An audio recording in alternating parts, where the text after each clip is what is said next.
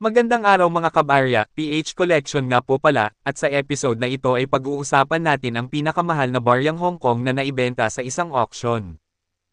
Sa mundo ng numismatics o ang koleksyon ng mga barya at papel na pera, may mga piraso ng kasaysayan na hindi lang basta-basta.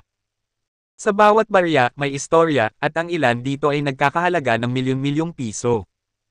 Ang Hong Kong ay may mahabang kasaysayan ng paggawa ng mga barya.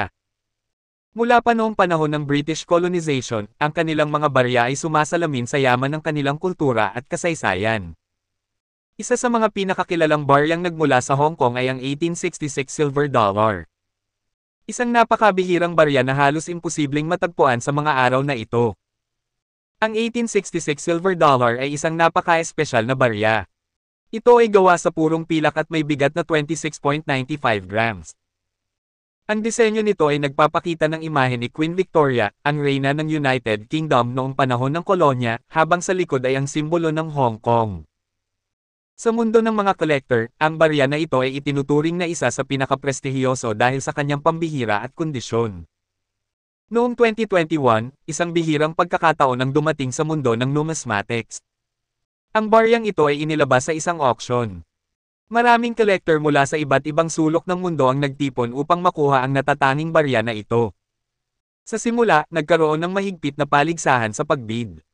Ang halaga ng barya ay mabilis na tumaas. Sa huli, ang 1866 silver dollar ay naibenta sa halagang $1.7 million US dollars, o humigit kumulang 85 million pesos. Ito ang naging pinakamahal na baryang Hong Kong na naibenta sa isang auction. Isang pambihirang presyo para sa isang bihirang barya na nagdala ng kasaysayan sa bawat ukit.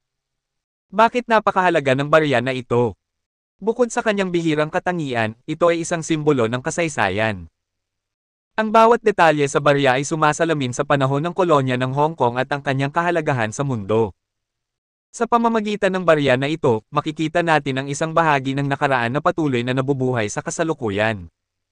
Ang mundo ng numismatics ay puno ng mga kagila-hilalas na kwento. Isa lamang ang 1866 silver dollar sa maraming baryang may istorya, ngunit ito ang isa sa mga pinakatampok dahil sa kanyang halaga at kahalagahan.